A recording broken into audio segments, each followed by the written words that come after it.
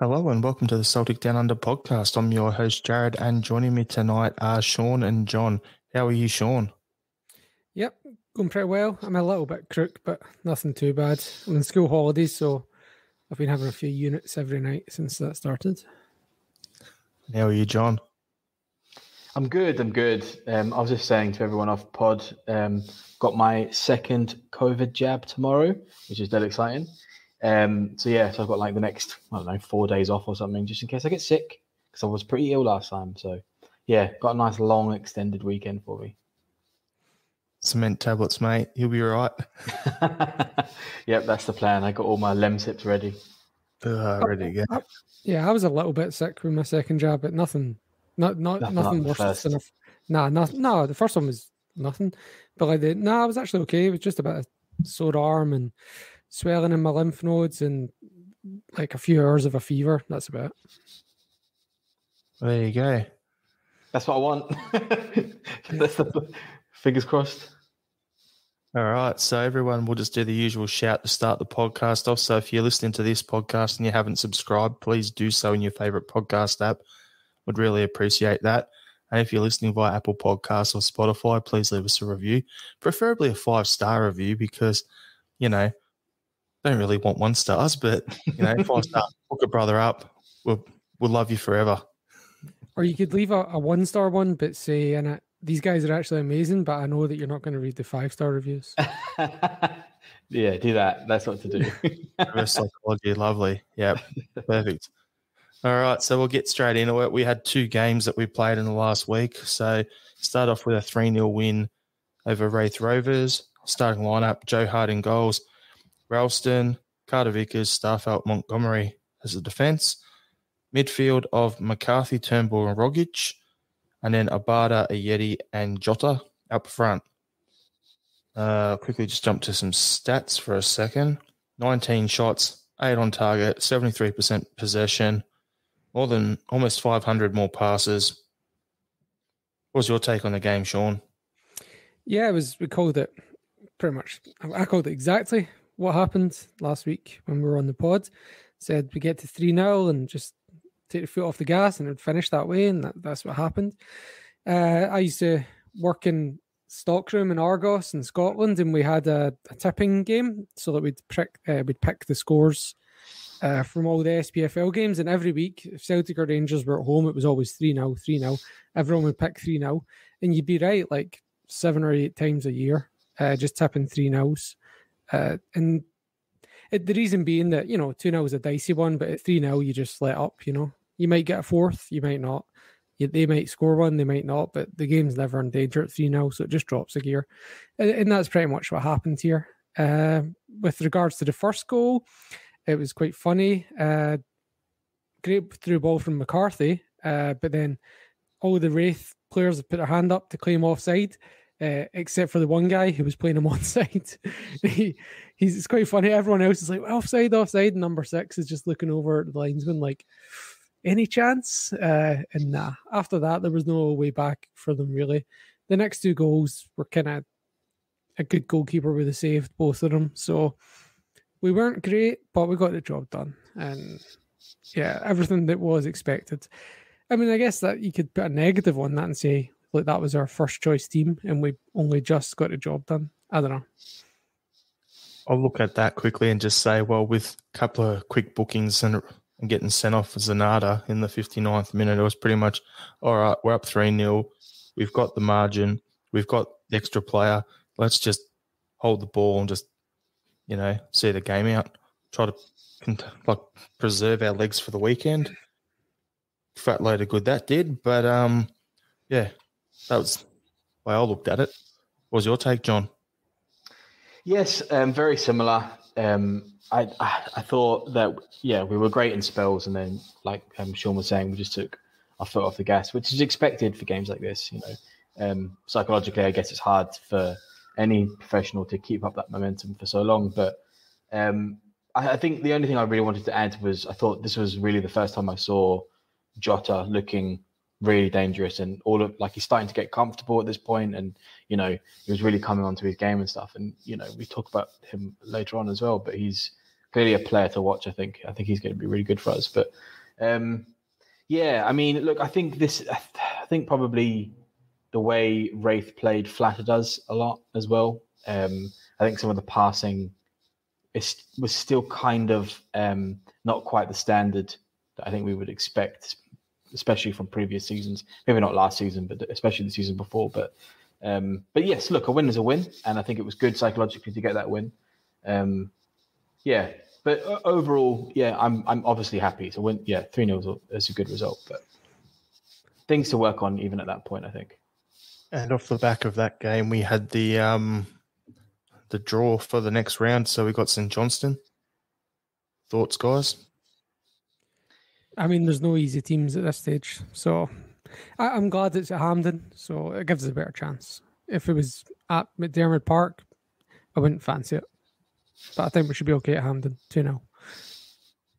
Yeah. I mean, for me, it depends what Celtic turns up, to be honest. But yeah, look, you obviously want to beat the current title holders, and that's good that we got St. Johnstone, makes the final a bit more exciting, assuming we get through, obviously. But yeah, I agree. We should go through.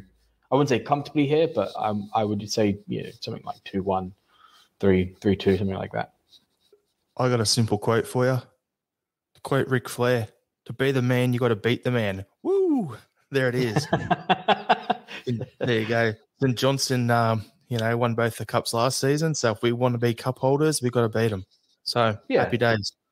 I think we should do them. I reckon it's probably 2-1 or 3-1, but we'll predict that a bit closer to the game when we preview it when it's happening. But because who knows what the injury situation is going to be like for us, for them, suspensions, the works, all that sort of stuff. So there's a lot that can happen between now and then. But yeah, either way, I wasn't fussed. If it was them or Rangers, I would have been happy.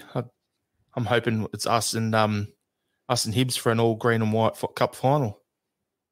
Yes. Yeah. Here, what do you make of the bench from the Wraith Rovers game? We've got 9 subs and none of Urhoghide is about the closest you've got to a youth team player in there. Do you know what I mean? Like, if you think back to the days when we only had 5 subs in the bench, if you're playing a lower division team, you'd always get one kid on the bench where if you're cruising, you can bring them on for a run out and see what they're about, Like back in the day, you'd have like Simon Lynch or Sean Maloney or even Simon Ferry. The one who would be that player on the bench started at left back.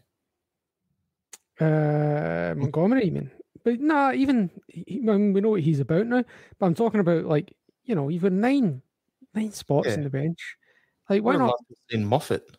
Yeah, exactly. Like somebody that's not played a game, like Moffat or what's the other boy up front that's scoring the goals? I forgot his name now. I can't remember now. But there's the one he's only 17 or 18 scoring the goals for the B team. But yeah, especially when there's no options. Do you know what I mean?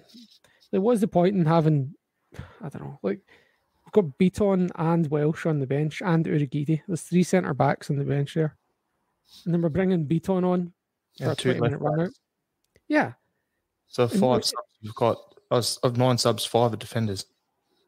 6, I think, is it not? 1, 6 because you're in 3, 4, 5, 6, yeah. 6 out of 9 are defenders.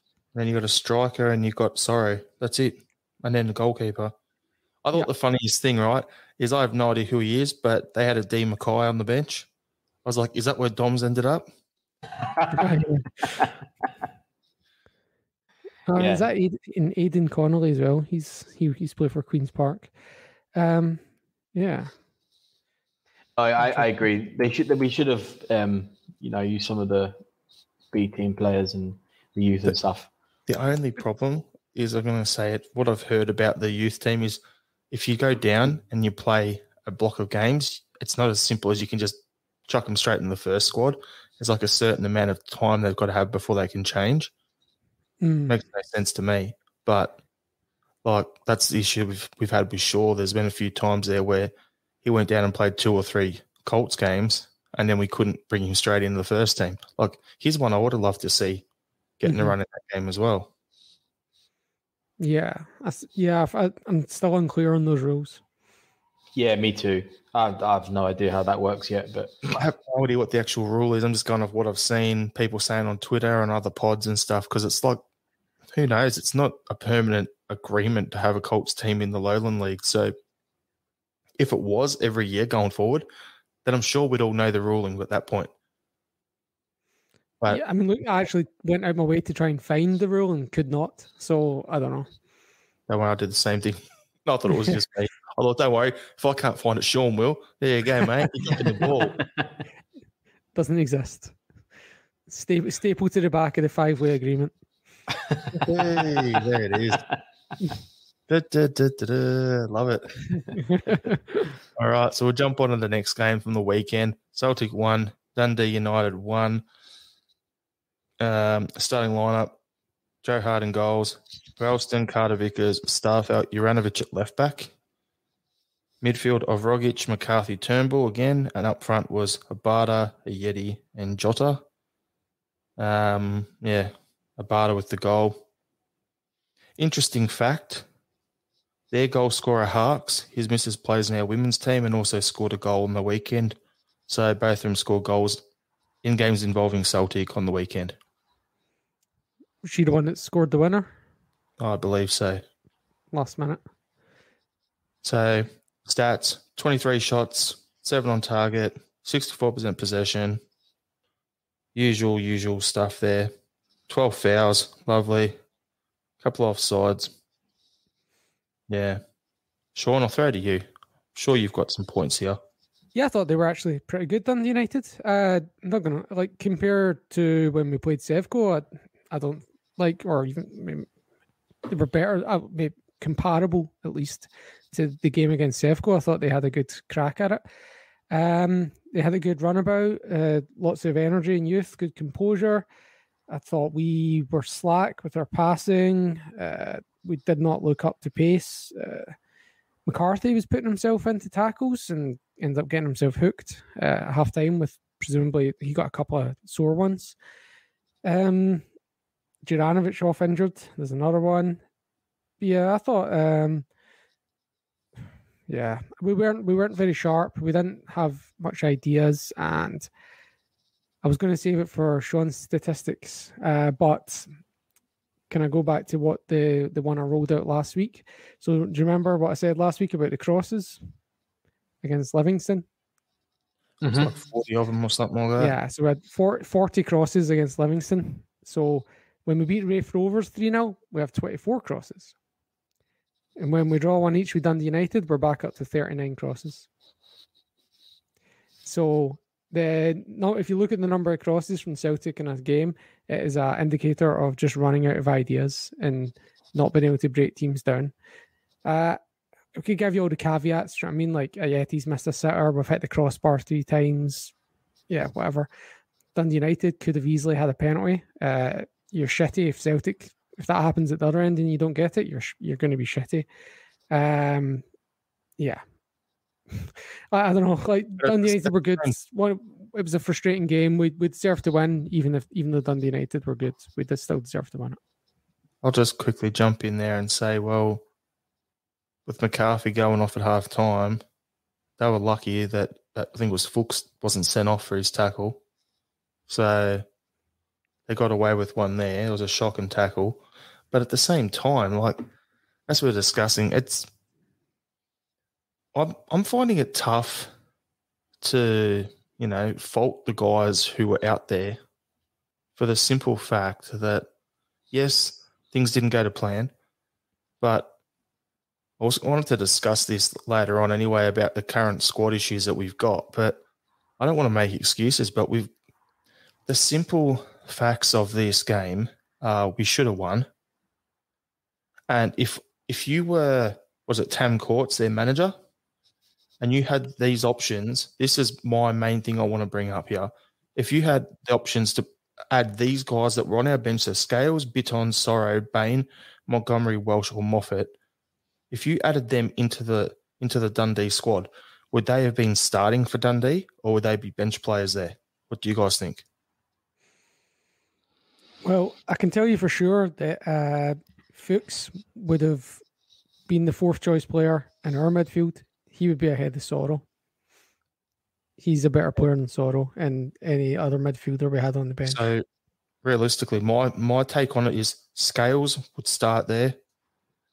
Bain wouldn't start over Siegrist. Sorrow and Bitton, no. Montgomery, maybe. Welsh would have been a starter for them. Moffat, probably not. So realistically, that shows how far down our depth chart we are. But at the same point, it's not good enough. Like, we still should have won. Yeah. I mean, and I think every stat we can read out reflects that. I mean, the XG for that game was 3.74, right? So we should have been scoring 3-4 goals just on the chances we were created. You know, with five big opportunities to score, apparently, 19 direct passes. I mean, I think it's just one of those games that is just frustrating for the way that Celtic was playing at the time, and the sort of to expand upon the point you're making about our depth. We don't really have players on the bench to react to situations. I mean, the amount of crosses. I mean, I've been saying said this last season as well. But when teams sit deep, crossing is the stupidest thing we could possibly do, because you've got, 7, 8, 9 players heading up, the opportunity to head the ball away, and we've only got maybe 2 or 3, maybe 4 at a push, like attackers to actually attack that ball. Crossing is the worst thing you could do. We need on the ground direct passing. So yeah, like I thought the tactics alone for the game was probably what screwed it for us. Because look, we can talk about the refereeing as well, but how far we can actually talk about. I mean, refs are always going to give us shit games, right? So we've got to actually score. We've got to make it so that is never an option to be a problem, right? I also think like Ayeti is so one-dimensional. But it's the only option we've got just now. I mean, we could have brought Moffat on, but are we really risking at 1-1? Are we really going to risk bringing Moffat on to change it up? I don't think that does much. And the other thing as well is Ange has said in the media recently, which I guess we can sort of talk about now, which is he's been very clear. He doesn't want us as fans to be blaming the players. He doesn't want to be saying that people aren't trying. He doesn't want to say that fans are making mistakes. He wants everybody to focus all of the attention on himself. I got it wrong. My tactics wrong. So what do we think? I mean, me personally, I don't know what the fuck Ange can do, to be honest. Who's he bringing on? What formation is he changing? I mean, yes, okay, look, we could say we're cursed with injuries and stuff, but we also just don't have the players in. If all our players are, not injured, do we really have that much depth still? Do we still have players to be brought on and absolutely change a game?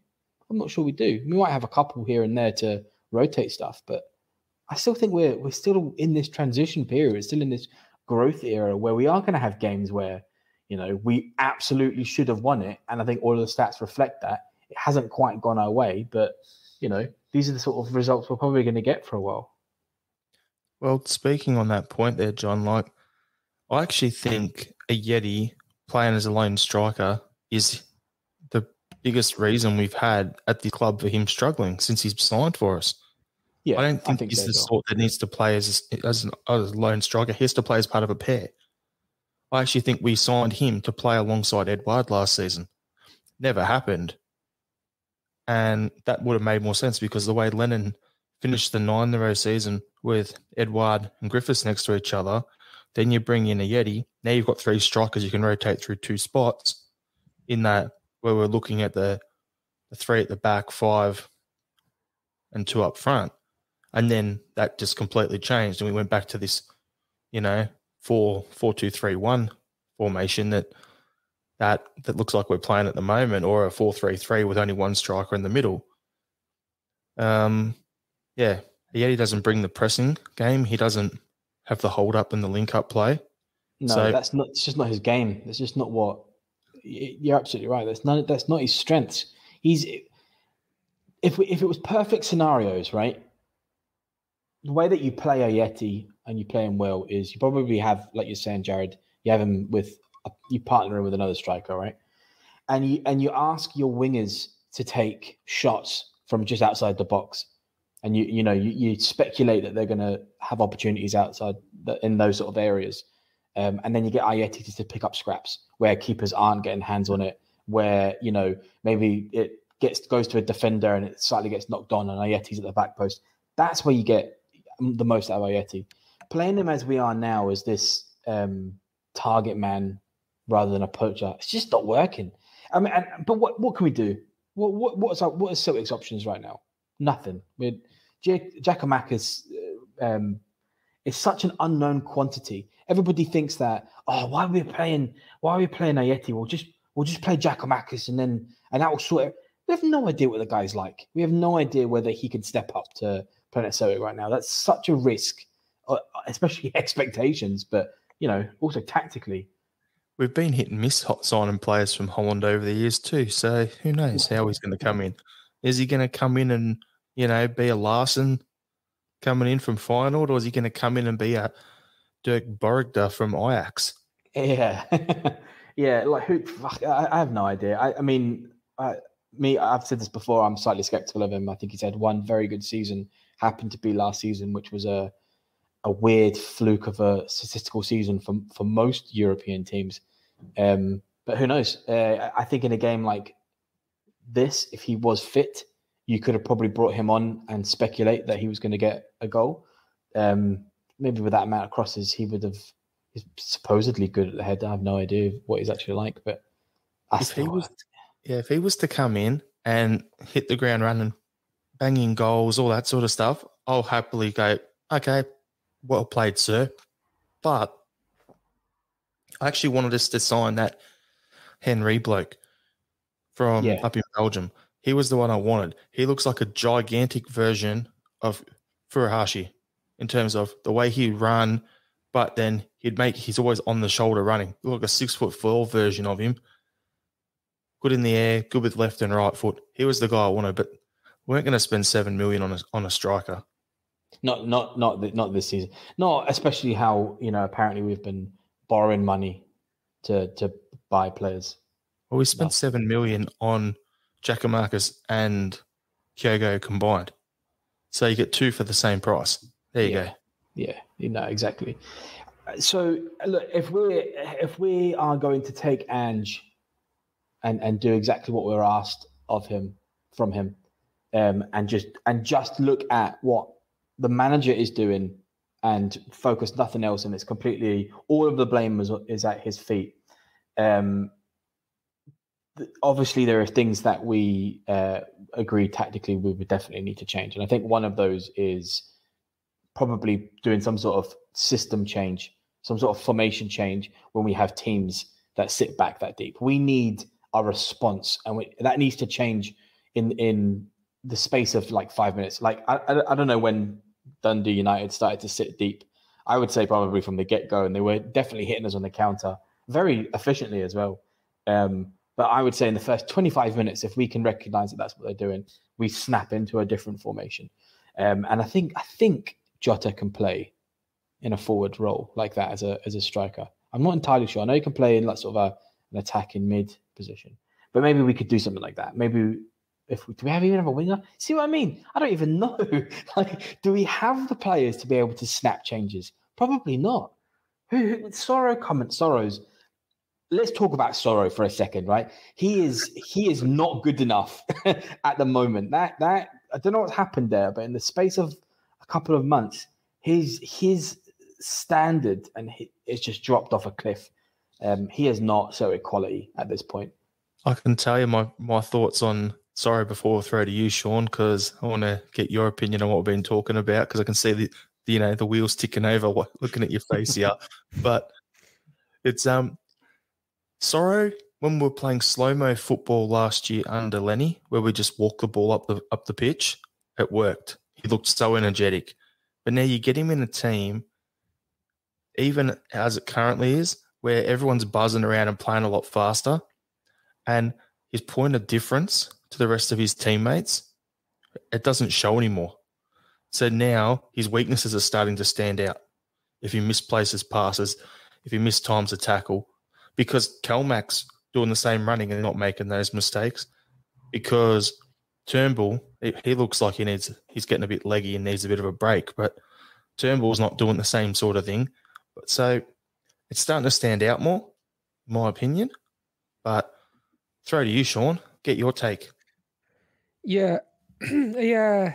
Sorrow, I think, is also getting a bit of a hard time with his reputation now, because there was that one where he won the ball on the counter-attack at the weekend and the referee gave a free kick, and it was not in any way, shape or form a free kick against Sorrow. The Dundee United player tried to foul him and fell over and got a free kick. So his reputation works against him as well.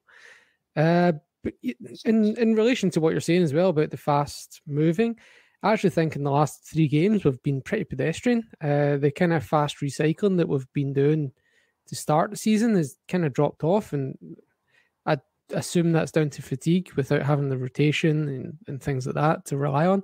We're playing the same team basically every 3 or 4 days. So yeah, I mean, that's kind of understandable, but not necessarily excusable. And what you guys were saying as well about having to make about Ayeti and about having to make system changes, well, like if you're playing against this low block, you could stick a big unit in there and chuck the ball in. But the crosses that we have been doing, the ones from the corner of the box, that's you want someone mobile and tall to get on the end of those. And he's just a bit off it. He's actually not the worst choice for that sort of thing, but he's off it. Someone like Edouard would be a terrible choice for that kind of cross. Absolutely. Yeah. So I don't know what sort of player I can even think of in the SPFL that would be any good at that, to be honest.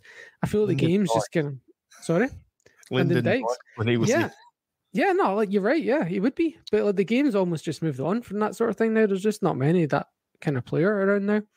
Nowadays, teams kind of, when you're trying to get past a low block, you have to rely on getting the ball into that channel between the fullback and the centre back, and kind of really fizzing the ball across goal.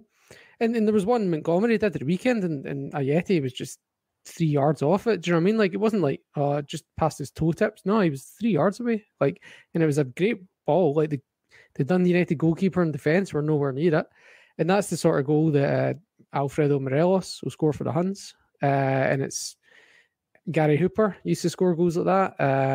Kyogo has been scoring goals like that. That's where we've been trying to do, not in the last 3 games, but that's what we've been trying. That's the system. Yeah, even him, yeah.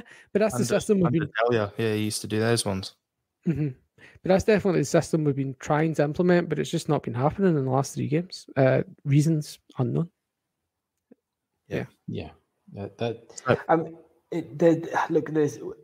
I don't think crossing as a tactic works when teams are doing the park on the bus, the low block and stuff. So yeah, I much prefer those. What you're saying, Sean, about those fizzing passes across the front of the goal and stuff. I think that's exactly the sort of stuff. But there doesn't seem to be a consistent idea at the moment that's the game plan. It seems to be very much players' assessment of what's happening in front of them. And I maybe we just got to give Ange far more time, and especially we talk about all the holes in the background, the backroom staff and stuff. So eventually, I think these things will come, and I think the biggest caveat of this is, I mean, you said that, how many times did we rattle the bars and the posts and stuff? How many massive opportunities did we miss? I think given any other day when we might have had a little bit more momentum and a little bit more form, we would have been scoring 2, 3, 4 goals. Just doesn't have to quite happen in this game. Well, how did Martin O'Neill, Gordon Strachan, Brendan Rodgers, even Neil Lennon for a spell, how did they all beat the low block? Stick Bobo Baldi or Stan Varga up for a set piece, or Dedrick Boyata? Yeah. They weren't, they weren't playing beautiful football. They weren't getting in the channels. It was, well, if we can get one from a set piece, that opens the game up. How many times did we win in all those years? How many times did we win a game 1-0, Dedrick Boyata 1-0, or Bobo Baldi first scorer? I used to make tons of money betting on Bobo Baldé first scorer. I'll tell you one I used to jump on back in the day. Steve McManus as well. Steve McManus first scorer. Yeah, sorry, Jared. Got one I used to jump on back in the day for a punt, and it was always good value when it paid out. But a guy by the name of Stephen Corker, he made a career of being that guy coming up and just headering in goals off corners. Did fuck all else in his career. Wasn't the greatest, but he could score the odd header here and there. I used to make an absolute killing betting on Celtic centre backs first scorer. Glenn Leuven, Stan Varga, whatever, you name it. Like it wasn't obviously, it was maybe 1 in 3. You get it, but the odds are like 16 and 30 to 1. Do you know what I mean? Like good chances. Yeah. The bookies just had a blind spot for it. Like you wouldn't get it nowadays at Celtic, but it was just disproportionate, you know. The only trouble was which centre back is it, you know? Do we think we have those centre backs just now? Or anybody in the team that does that? I mean, Julian. But that's it, right? That's the only person. I was going to tie that in. Like, Carter Vickers, maybe. Are we starting to see maybe? Yeah. Well, we're definitely not getting joy out of Rogic taking headers. There's one other guy that is someone who should have played against Wraith Rovers. Dane Murray is one as well. Mm-hmm. Yeah. Yeah, that'd be good to see. They're the 3 I was thinking of. Murray, Julian, Carter Vickers. Those 3 can do that job. But at the moment, realistically, it's only Julian. Yeah. I mean, look, I don't know if this is, I probably don't, it's probably not up to date or anything, but see this, what's the app? The FOTMob. Don't know if we use that, but there's a little bit of an endorsement. It seems to say that Julian's coming back early October. Who knows if that's, I don't know, correct or not, but hopefully he comes back and we can start having a bit of a response to some of the defensive frailties that we have, and we can do that thing where we can, you know, I mean, Turnbull's corners and set pieces are fantastic for where, you know, for what we have just now. They are very, very good deliveries 65% of the time. So we do need somebody to just stick a head on the end of it. And, at least he beats the first man, unlike Christie. But what I want to quickly say, just to wrap this topic here up, is with the squad issues, like injuries, we've got 6 or 7 first team players out. They'll come back. That'll strengthen the squad. Currently, as we touched on, there's a lack of options there in terms of ideally you want to have 2 players for every position.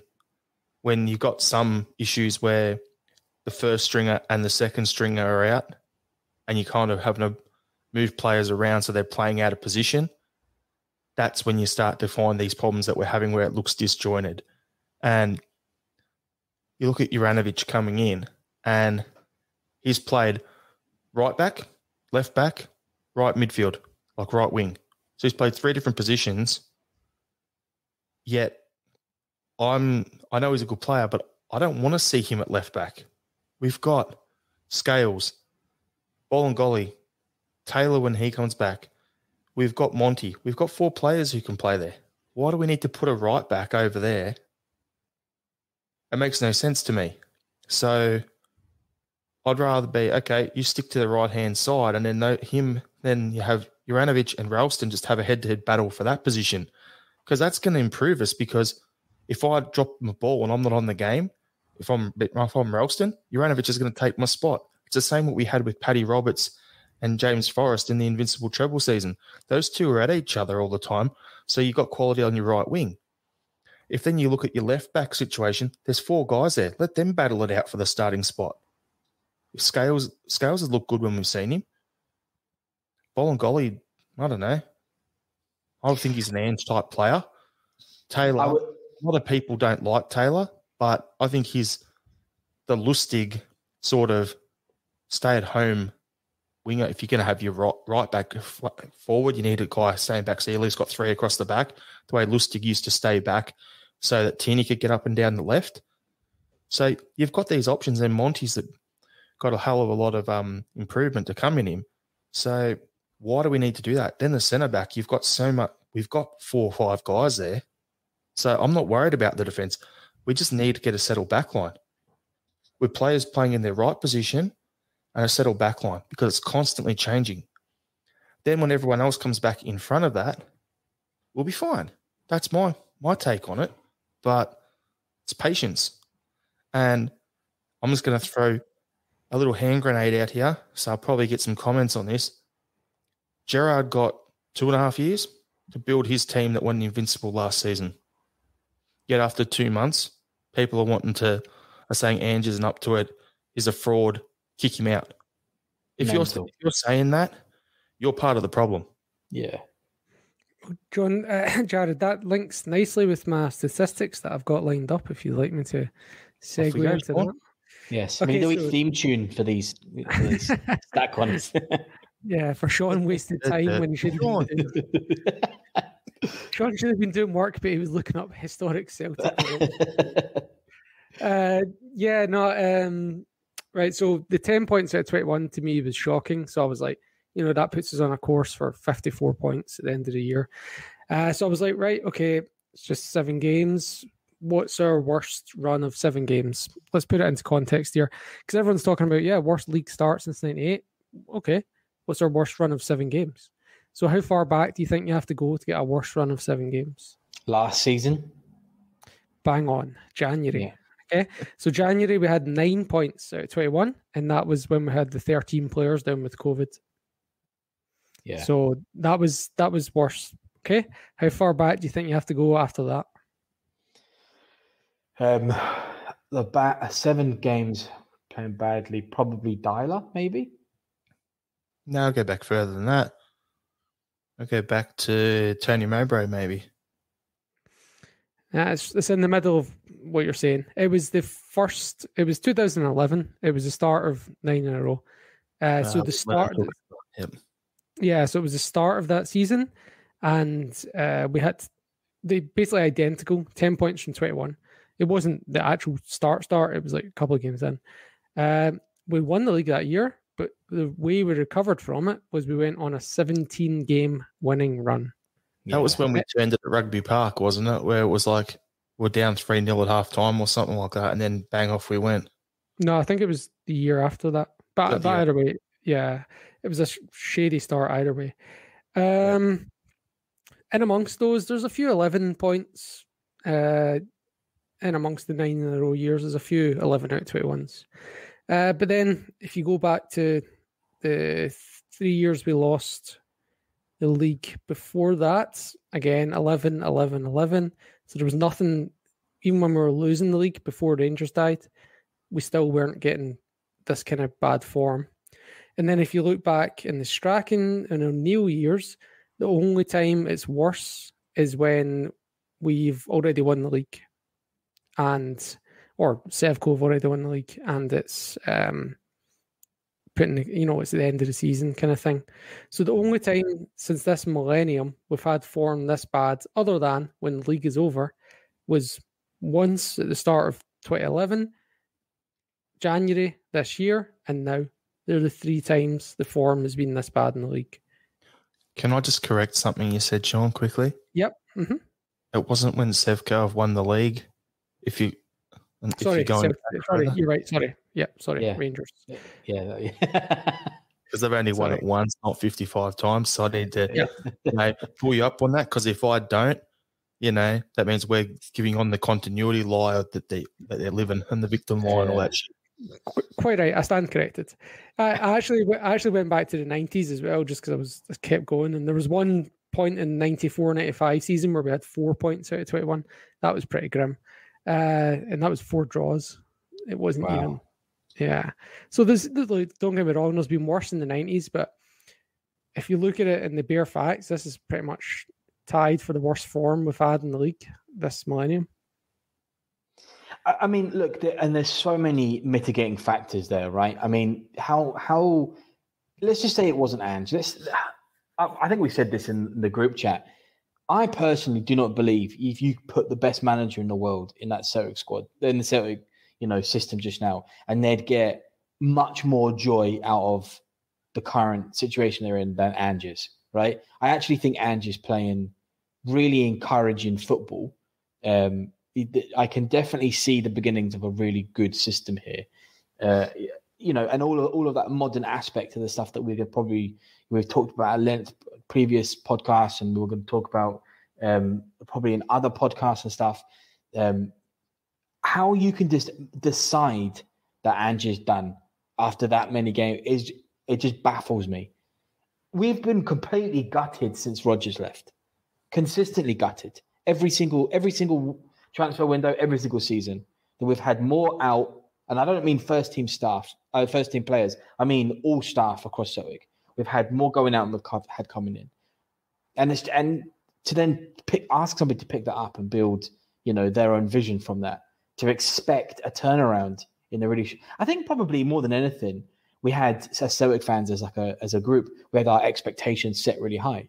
I think when Ange came in and holy Christ, this guy's fucking amazing, really made us go, oh well, then we just expect this is going to be back to normal. We can just put normal pressure on them and stuff. But it's not going to work quite out like that, is it? There's going to be ups and downs in form and stuff, and at least it's not catastrophic like it was last season. You know what I mean? We can see a system, and we can. I mean, me personally as a Zerg fan, I'm happy for him to have 18 months, to be honest, 2 years to actually implement a system before I start making any sort of big judgments on him. Yes, people are saying, there's 40 million available at the end of the season, straight into Champions League. I'm going to throw that caveat in off the end of what you just said there, John. But it's going to take time. We all know it. Yes, we had a few results go our way, a couple of 6-0s and stuff like that. And people are just like, oh, this guy's the second coming of Jesus. Here we go, sort of thing. Calm the fuck down. Like, let's be honest here.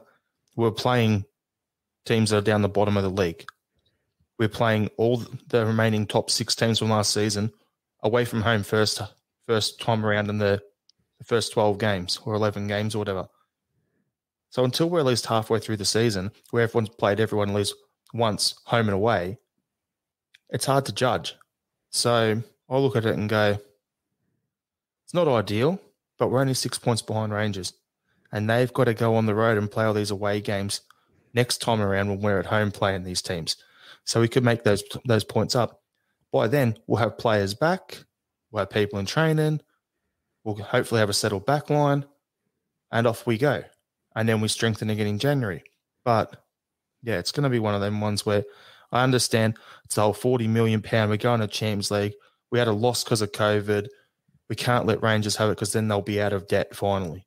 I get all that. I'm not saying that's it. And I want you all to hear this. I've openly said Ange wasn't my first choice. Yes, I'm Australian, but he wasn't my first choice for Celtic. So I don't even want to hear those comments that, oh, you're just saying this because you're Australian. I've had that thrown at me on Twitter this week as well. Cold hard facts are this is going to take time on the rebuild. Everyone knew it before the season. Let's not, bullshit ourselves and say, nah, if he doesn't win this weekend, you're out the door.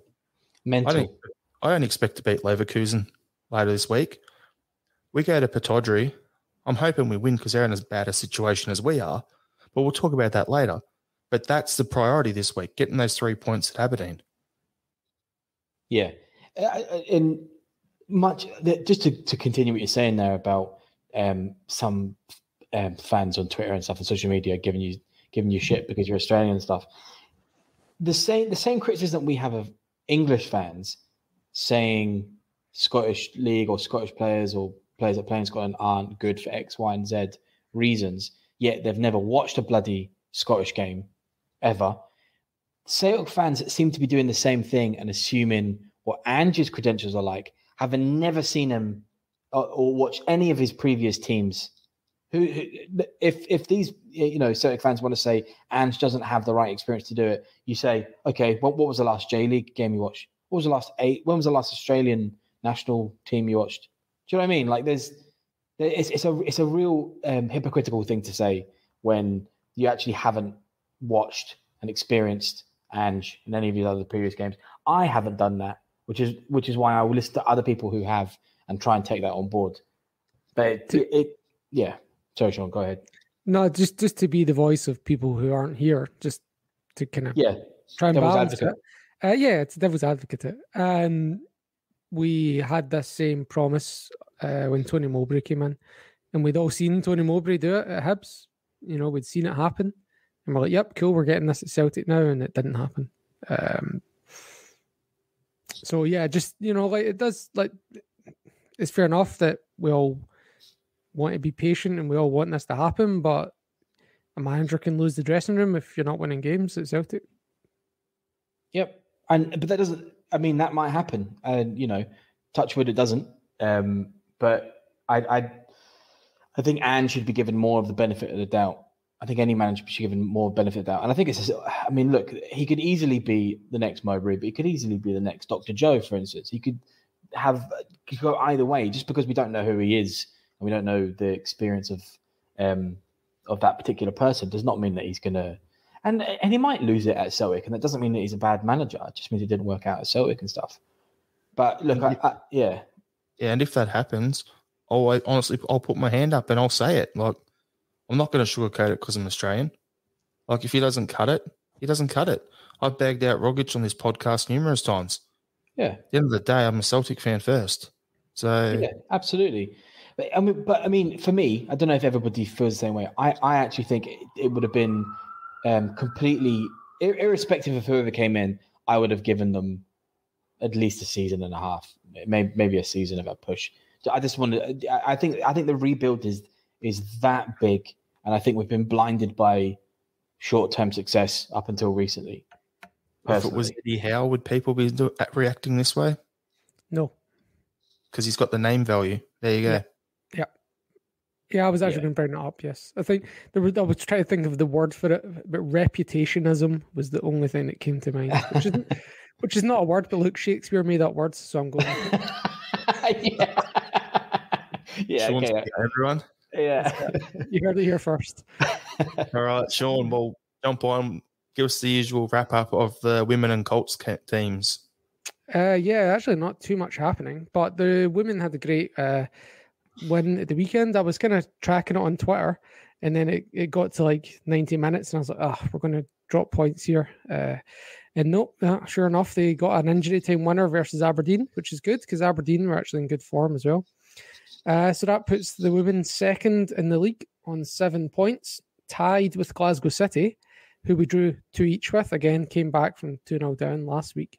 So we're behind them in goal difference, but we're level points with them, same number of games. Good start. They've got Motherwell away tonight, if you're listening to this on Wednesday, and Partick Thistle away on Sunday at home. So if you can get down to that on Sunday, might be a good one. The B team didn't have a game. For some reason, they had a bit of a furlough in their games. They're currently 6th in the table, 11 points off the top, but they've played 4 games fewer than the top team, which I think from memory is Bonnyrigg Rose. There's quite a weird kind of mixture of teams on 9 games, 10, 11, 12, 13, all up and down the table. So it's hard to really judge it. We've got a run of home games coming up as well. If you're interested in the Airdrie area, East Stirling on Friday night and Spartans next Wednesday night. And we've got a couple of home games as well after that. So we could get a more realistic picture of where they should be after this.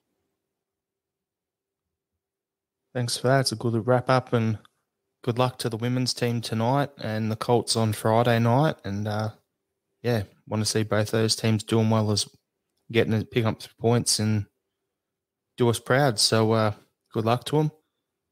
Now, the main event of the evening, we'll discuss Celtic versus Leverkusen on Thursday night. I touched on it earlier and said, I don't really... I actually said Leverkusen is probably the best team in our group by a long shot. So I don't expect... If we get a draw, I'll be happy with that. I don't expect that to happen, but if there's a draw, great. I'd be absolutely stoked with that. We got the return of Jeremy Frimpong to deal with. Leverkusen, I'll watch them a couple of times in the Bundesliga and playing some good football. They're sitting second in the league at the moment. So, it's going to be a bit of a challenge. Even if we had our full string squad against their team, then I'd still be happy with a draw. So the fact that we're going in there with such a depleted lineup, if we get a draw, it's as good as a win. What's your take, John? Yes, I agree. I think when we played Betis, I was surprised about how well we actually did. and I thought we probably deserved a draw out of that game. And I think if that Celtic turns up, if we play that well again, I think a draw is possible. I think in these types of games, what we just need to do is just test, see where we're at against. I mean, yeah, Leverkusen are the best team in the group. I think they're gonna. I think they're probably gonna take first place and stuff. So, we just need to be able to see where we're at against a very, very good team, and I would be quite happy with the draw as well. And you, Sean? Yeah, I don't think anyone expects us to win this, really. It's a good team. And then we're not exactly overdone with players. It's going to be the same 11 that started against Wraith Rovers. You know, Juranovic was the only one that came in, and now he's back out. Oh, wait, McCarthy. I think McCarthy was just a slight injury, so he might be in. Otherwise, Sorrow's going to be in midfield, so it's going to be... So we're getting 10 minutes after about half an hour. Cool. Yeah. So we're not going to have a fair shake at it, to be honest. It's going to be one of those games where one each is a good result. And then we're more than likely going to lose 2-1, but it's possible we get one to win 2-1 if the crowd are really up for it and the players are really up for it. But one each seems your odds-on bet here, right? I mean, they're just hang on as long as you can. Yeah, they're sitting second at the moment in the Bundesliga. We always get these teams when they're in fucking great form. Do you know what I mean? Like Lazio did nothing the year before or the year after they played us, but they were like challenging for the title when we played them. And every time we get a team from whatever league, they're always Champions League the next year. Yeah. This is a Champions League team, and I think that's what we need to be able to. That's what we need to measure ourselves against. Is like this is probably a Champions League team that's going through to knockout stages, with their current form especially. So where are we? How far? And I mean, Jared, you probably know better than I do. But what's the chances of Ange just changing systems and doing what other teams do against us, parking the bus and then trying to hit on a counter? Do we have the players to do that? I can honestly say I think I've seen him play with the back five maybe twice in my lifetime. Mm-hmm. So where we play 3 centre backs, 2 wing backs. But the funny thing is, we could probably do that because that's where we actually have the majority of our fit players. Yeah. You could play Welsh, Starfelt, Carter Vickers in the middle, and then go from there. You could probably actually do that, but how would it line up further up the pitch? Oh God, Abada and Jota might have the pace to break on a counter fast, but Jesus, I really don't know. I mean, is that? I don't think it's gonna work. I don't think we'll play that. I just don't think we'll probably try and that. I'd actually play Jota and Abada as your strikers because realistically, you're going to be looking to hit them on the counter and quick and go with speed. So that would actually work a bit better because those two are 2 very direct players. And then behind that, you'd have Sorrow as your anchor in the midfield. And then you probably play Turnbull, and I'd play Turnbull and McCarthy.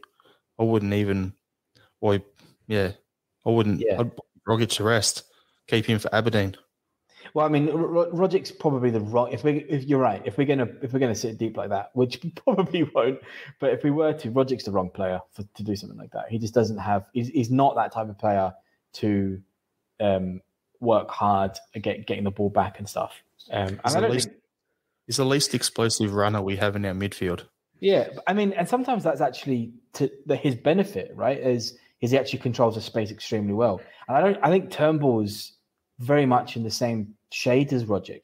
So I think there is probably issues with playing them both at the same time, but we obviously don't have much options to do anything else. Any for your thoughts, Sean? I'm thinking we're going to have Beaton playing in midfield. And it's Jesus. I just looked at the screen and I saw the faces you were pulling and I'm like, I need a penny of these thoughts. Yeah, this is... it's Beaton time. Beaton time, man. Who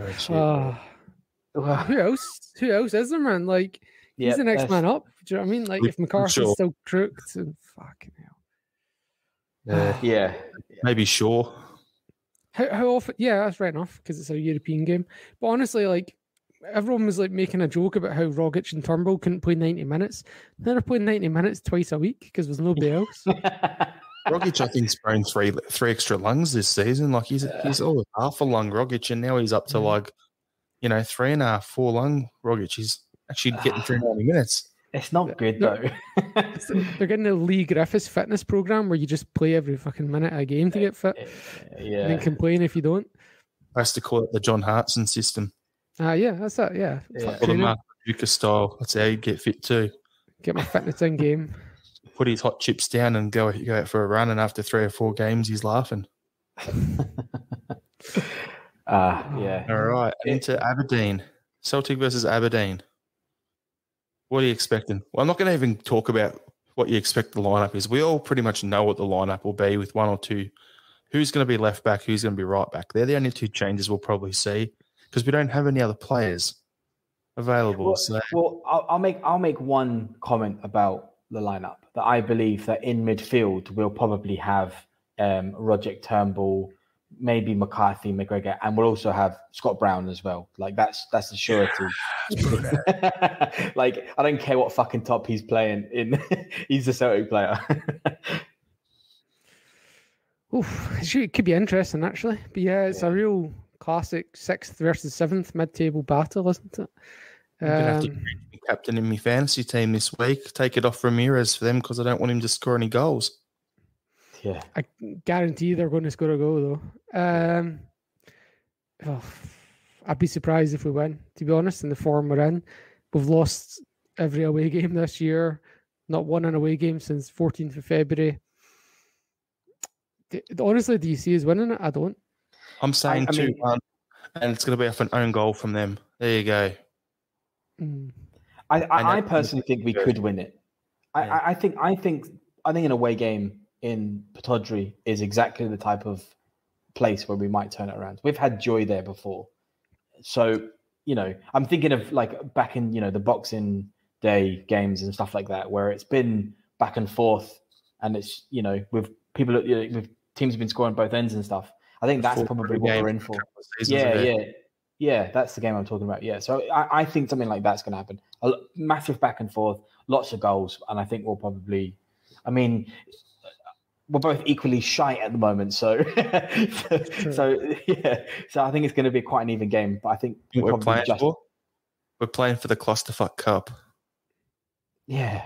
Because both are absolute cluster. Could win it doesn't really mean anything. I mean, I could shag Kelly Minogue. Doesn't mean it's going to happen. It's pretty unlikely. But still, it's a physical possibility. Yeah. Well, shot Sean. Yeah. Who knows? I think it's going to be, I don't know, like a 3-2 game, maybe a 4-3, something like that. It's going to be one goal in it. Yeah, it's not going to be. It's either going to be a 1-0 or it's going to be a massive scoring game. Well, that was the Celtic TV pundit at the weekend when Dundee United scored. Went, well, it's guaranteed there's going to be more goals in this game. As soon as he said it, I was like, "This is finishing one each." That's it. Because he said this.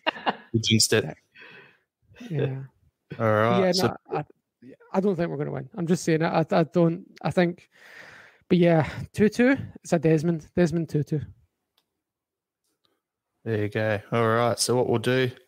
You want to do a final thought each to finish off the pod? Yep. We'll start with you, Sean. Get it up here, Royal Madrid.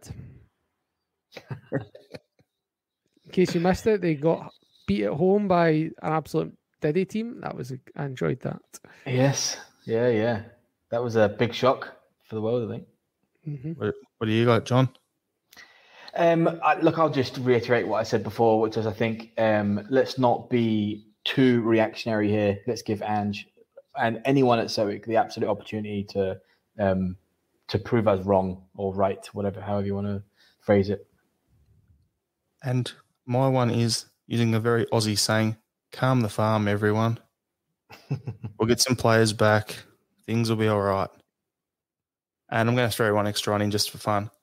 How good's Lionel Messi laying down under a wall? Like, with everything he's done in a career, for him to go, don't worry, guys, I'll lay down behind the wall and cop the ball, kick square enemy.